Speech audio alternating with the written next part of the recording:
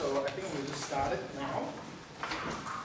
So today's speaker is kind of worldwide well known, and also a transportation faculty in civil engineering. So Patricia Mokhtarian, she is the Susan and Christopher in Paris. Pappas, professor of civil and environmental engineering at Georgia Tech.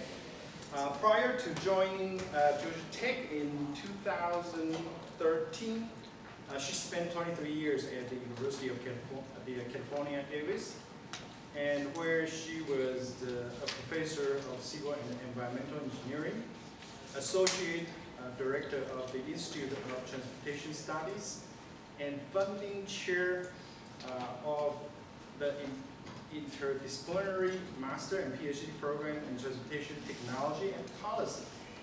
And she has specialized in the study of travel behavior for more than 30 years and has authored and co-authored more than 2,000 reference journal articles, technical reports.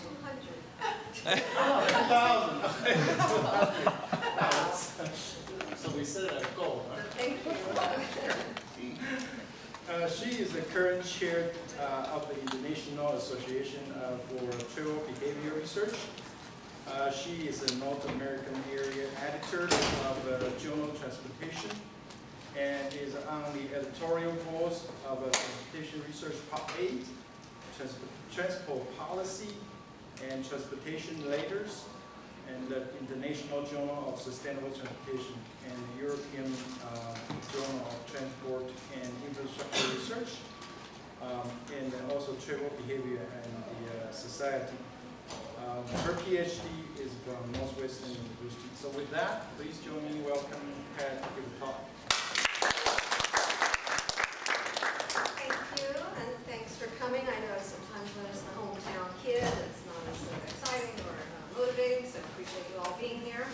And I do have a lot of ground to cover, so I'm sure at some points I'll just rush right past a bunch of things. So sorry for that, but I do want to try to give you an overview of this idea of subjective well-being in travel. How many of you have ever looked into the literature on subjective well-being? Because we're not the first ones to. No, so that's good. Oh, maybe one for a little bit. It's good because one of the main purposes of the talk is to kind of introduce you to the subject or the study of well-being in general. So for about the first third, I'll be giving like subjective well-being 101, just kind of talking about terminology, how it's measured, and so forth. Then for maybe the second third of the talk, I'll start relating it to transportation and show you there are 4 conceptual models that I've identified, but I'm going to really blitz right past the first 3 and focus on one of them. And the reason I choose that one is because it has a nice typology of 5 ways in which transportation in particular influences subjective well-being. So I'll try to briefly touch on each of those 5 ways. But then spend probably a good third of the talk on these last 2 points in which I try to pick apart, what are we really asking when we ask what looks like a simple question, what is the influence of travel on our subjective well-being? And that's a part that may be more meaningful to people who've actually been working in this field for a while and are in a position to kind of appreciate the pitfalls or issues. But I think even if you're new to it, as most of you probably are today, I think it can give you an idea of some of the difficulties that we face. So this is actually a slightly abridged version of the keynote speech that I gave at the International Association for Travel Behavior Research meeting already more than a year ago, and my book chapter that's due on it is overdue by quite a bit, but I am frantically finishing it as we speak, more or less. And so if you are interested in a written narrative version of the talk, one will be available shortly. And you're welcome, of course, to the slides, which conclude with literally 7 pages of references. So it's intended to be a gateway to what's really a vast area of research. So, why do we care about subjective well-being? When you stop and think about it, isn't that what we all want? Well-being, to be healthy and so forth. And in some respects, public policy has that as its goal. If you think about our very own Declaration of Independence, We have endowed by our Creator with certain unalienable rights, and governments are instituted to secure these rights, among which are life, liberty, and the pursuit of happiness, which would certainly be classified as subjective well-being in many people's lexicon. But those are words, and I would say we have to give full credit to the government of Bhutan, which was the first among countries to actually start enshrining the role of subjective well-being in its national policy, and first in its national metrics by introducing the concept of gross national happiness instead of gross national product, as everyone else was dealing with at the time. Gross national product being a purely economic measure, and Bhutan saying, hey, it's not all about dollars.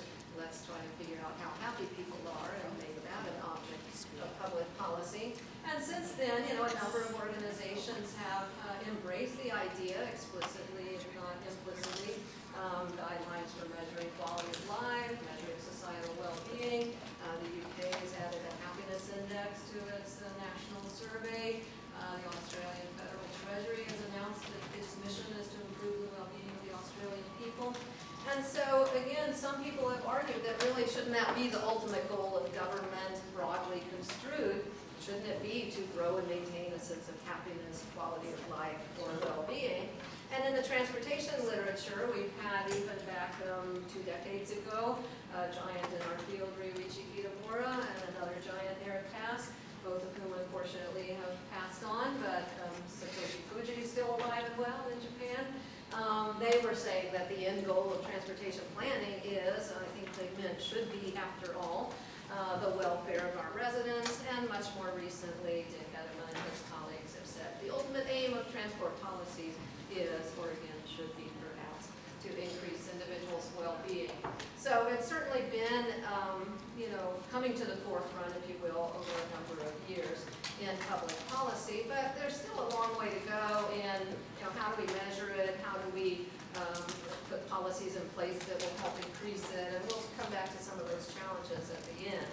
But just to kind of set some ground, terminology here, people will use these terms loosely as synonyms: well-being, life satisfaction, happiness.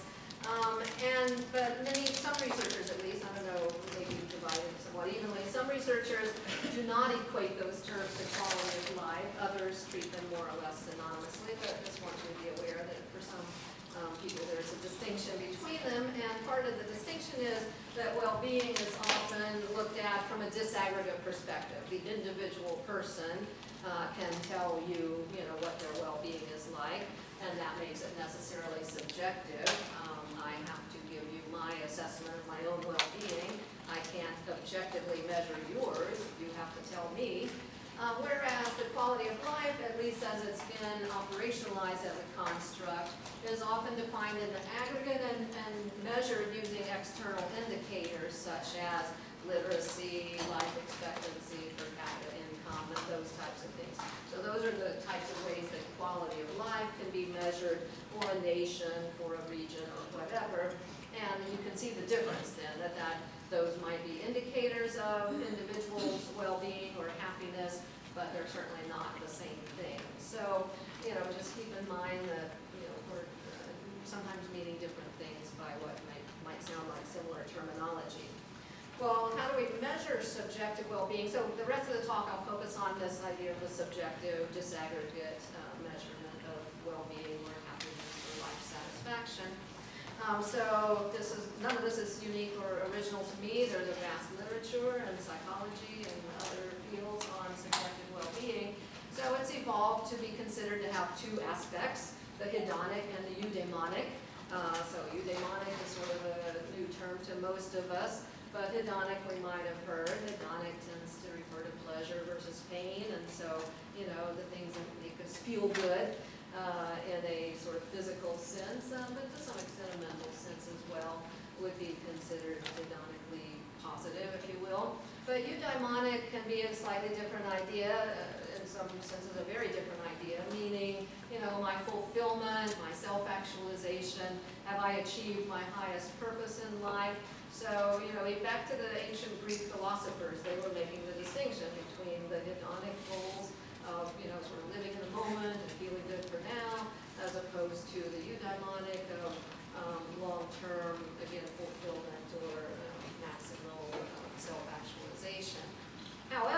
you know, when I was starting to get into this literature and looking at those two terms, and more in particular looking at how they're measuring each of these two constructs, I was throwing up my hand saying, well, this is ridiculous. You're calling that hedonic. It certainly sounds eudaimonic to me. And by the way, this scale that purports to measure eudaimonic well-being has a lot of things that look like what I just saw on the hedonic scale.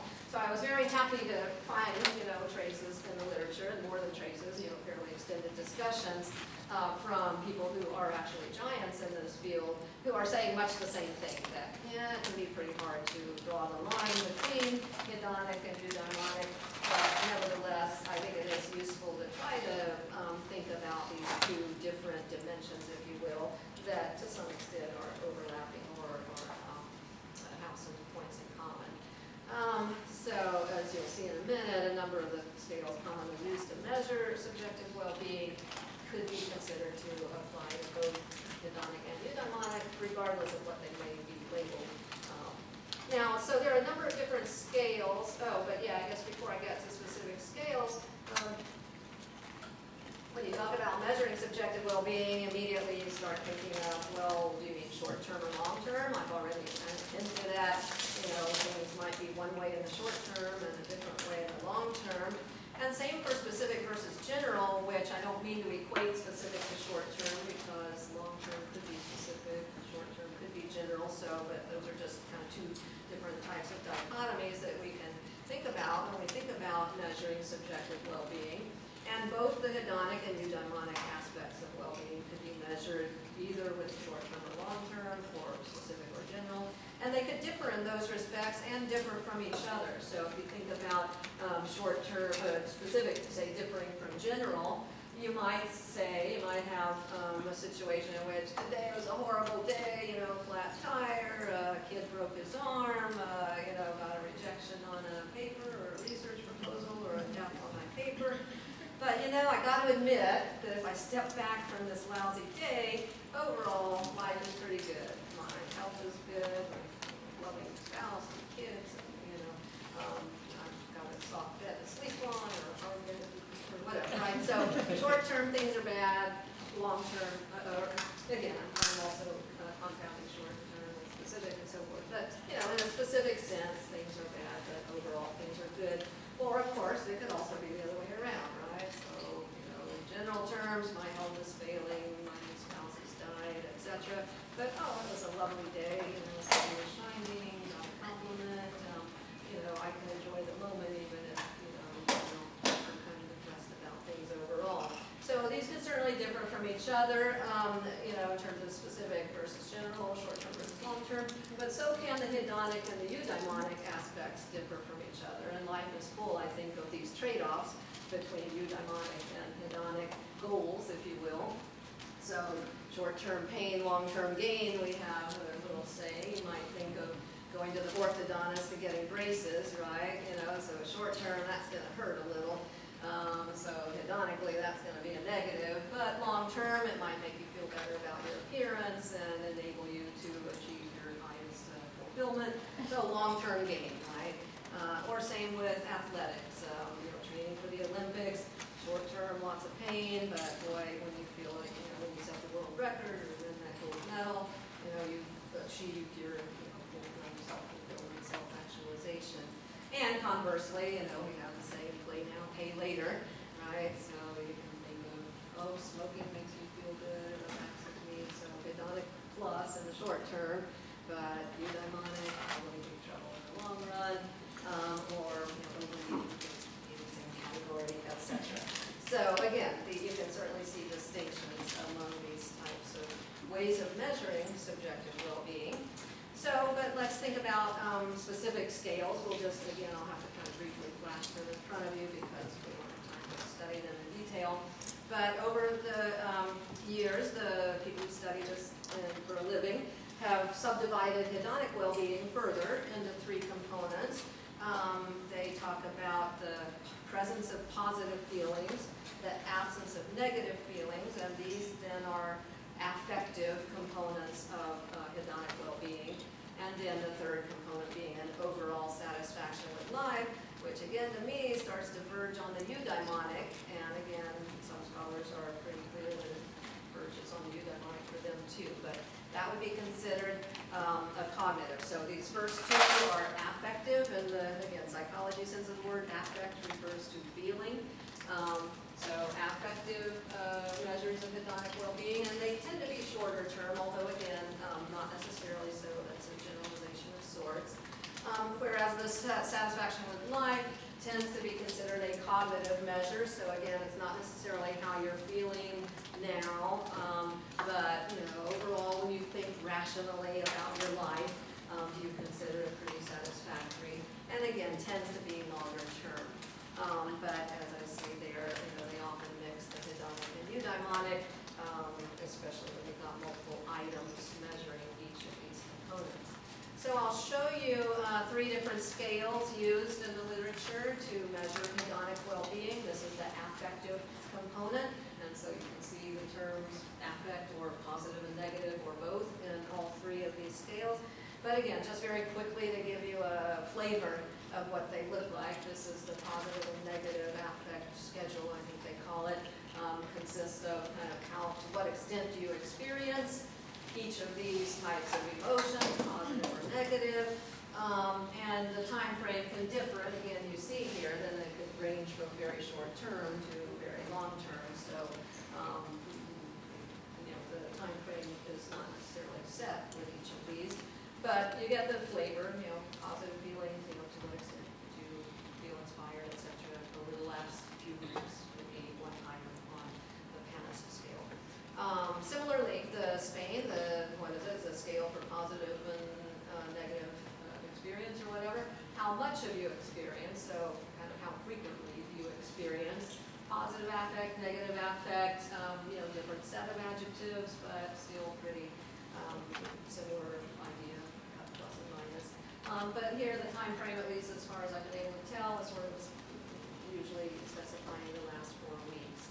And then I love this one. This is a Swedish, what do they call it? Swedish something, core affect scale. And I love this affect circumflex. So what they've done is realize that you could think of the affective dimension as really being 2 dimensions. So they have a 2-dimensional plane, if you will, on which they can plot different emotions. And the 2 dimensions are valence, meaning positive or negative, and activation, meaning degree of energy. So high energy or low energy.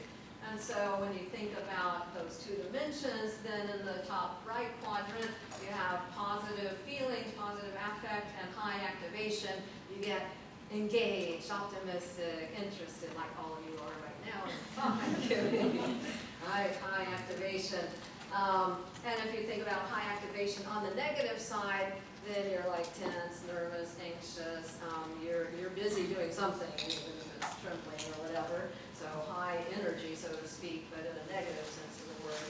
And then, of course, we can have the other quadrants, negative affect and low energy. You're going to be bored, apathetic, indifferent, etc. And on the other quadrant, positive affect, but low energy, that's your serene moment, your relaxed moment. And then, of course, you can label the axes themselves. So I just love this way of expressing the different types of emotions that there are, and I think these 2 dimensions are fairly resonant with respect to each of them making a difference. And the way these scales would be measured would be that each of the respondent would be asked to rate the degree to which this adjective describes your feeling at this moment, kind of thing, and then it would be presented with all these different adjectives, probably in a mixed order. So that was the affective component of hedonic well-being. What about the cognitive component? There's a couple of different scales that are very common in the literature. One is called the satisfaction with life scale, and the other one the personal well-being index. So again, not going over them one by one, but many of these, to me, sort of verge on the eudaimonic, sort of are you self-actualized, self-fulfilled, or whatever. And notice the presence of the relationships one on the personal well-being index. I don't see a social one too much on the satisfaction with life scale. But now we're going to go on the next screen to the eudaimonic well-being. And there's 3 scales that you can put here. And notice how, positive relations with others, Social relationships, those are suddenly eudaimonic well-being dimensions. So again, that sounds really a lot like the cognitive component of the hedonic well-being. So very blurry boundaries. And again, many of these, to me, could kind of look like some of the ones on the cognitive well-being scale. But we're not here to pick them apart, just to kind of realize that there are a number of different ways people have evolved for measuring these constructs.